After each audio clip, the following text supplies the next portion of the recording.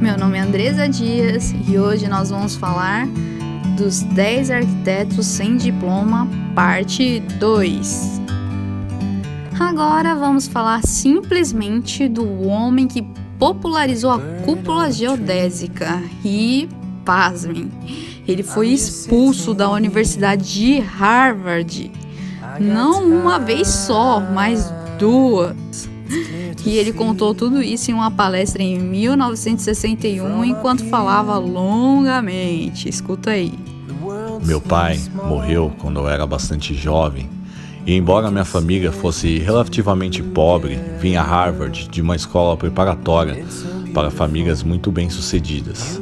Eu logo vi que não seria incluído nos clubes como eu poderia ter sido se eu tivesse sido muito rico ou tivesse um pai cuidando de mim, pois grande parte da participação dos clubes era organizada pelos comitês de graduados dos clubes. Eu não sabia, até aquele momento, que havia um sistema de classe social e que havia diferentes classes de cidadãos. Fiquei em pânico com essa desintegração do meu mundo idealista que em Harvard matei aulas e fui expulso. Fora da faculdade, eu fui trabalhar e trabalhei duro.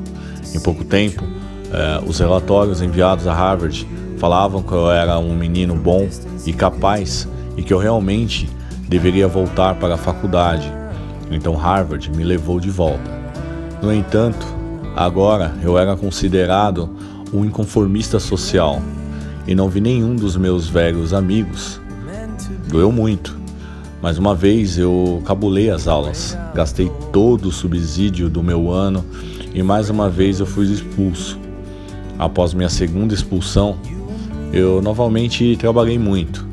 Se a Primeira Guerra Mundial não tivesse começado, eu tenho certeza de que a universidade me levaria de volta. E estou certo de que teria sido expulso novamente. Cada vez que voltei para Harvard, entrei em um mundo de apreensões, não uma instituição educacional, e esse era o problema. O arquiteto mexicano vencedor do Pritzker, cuja obra foi chamada de minimalista, emocional e mística, enfrentou a Escuela Libre de Engenheiros em Guadalajara, no México. Formou-se finalmente em engenharia civil em 1923. Mas enquanto isso, ele pelejava por um diploma de arquitetura que nunca receberia. E então, em uma visita a uma exposição internacional de artes decorativas em 1925 em Paris, ele teve a felicidade de conhecer as obras publicadas pelo arquiteto e ilustrador francês Ferdinand Beck. 6 anos depois, Barragán conheceu Beck pessoalmente e Le Corbusier em uma outra visita à Europa. 2 arquitetos que eventualmente influenciaram profundamente o seu trabalho. Carlo Scarpa, conhecido por sua distinta abordagem projetual e de construção, frequentou a Royal Academy em Veneza, de onde se formou com um diploma não profissional em desenho arquitetônico em 1926. Por se recusar a fazer o exame profissional exigido, ele foi, portanto, restrito à prática da arquitetura sem se associar a outro arquiteto. Mesmo assim, ele começou sua carreira no Instituto Superior Real de Arquitetura em Veneza, ensinando desenho arquitetônico, antes de ser diretor de arte da Venini Glass Works em Veneza de 1932 a 1947. Mas foi só depois, lá da Segunda Guerra Mundial, que o Scarpa finalmente recebeu seu reconhecimento de arquiteto. Mas o motivo principal foi pela renovação de 1964 do Museu Castelvecchio em Verona, na Itália. O arquiteto japonês, premiado pelo Pritzker, começou como um boxeador profissional em Osaka, no Japão. Foi quando seu professor de matemática e alguns carpinteiros locais despertaram seu grande interesse pela arquitetura.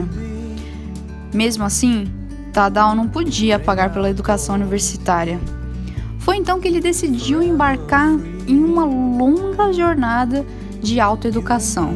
ler livros, praticar as aulas noturnas, visitar edifícios no Japão e no exterior, estudá-los por conta própria. E após uma série de estágios informais, Tadao, em 1969, abriu seu próprio escritório de arquitetura aos 28 anos. Eu tive que pensar e agir sozinho. Eu sou de Osaka, que fica a cerca de meia hora de Kyoto. Todos os domingos fazia um plano para sair e olhar e estudar os edifícios antigos da região.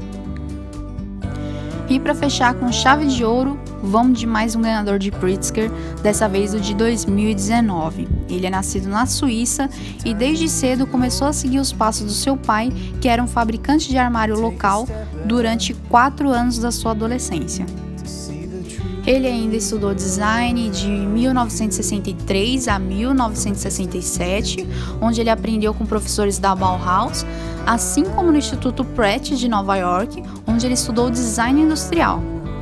Daí ele retornou posteriormente para a Suíça em 1967, conseguindo aí um emprego no Departamento de Prevenção de Monumentos. Porém, contudo, ainda demorou mais 12 anos para ele se estabelecer por conta própria. Mesmo assim, ele ainda se orgulha do fato de nunca ter obtido um diploma de arquitetura. E indaga: Tudo é conversa nos dias de hoje. Mies van der Rohe e Le Corbusier, eles vieram de uma tradição em que os arquitetos ainda sabiam como as coisas eram feitas, como fazer as coisas bem. Devemos forçar as universidades a treinar carpinteiros e trabalhadores de couro. Agora, todos os arquitetos, eles querem ser filósofos ou artistas. Tenho a sorte de ter tido uma educação, porque nos Estados Unidos, especialmente, você perdeu contato com a verdadeira questão de construção. E isso é tudo, galera. Obrigado por assistir, se inscrevam no canal e acompanhem os próximos vídeos. Take a step back.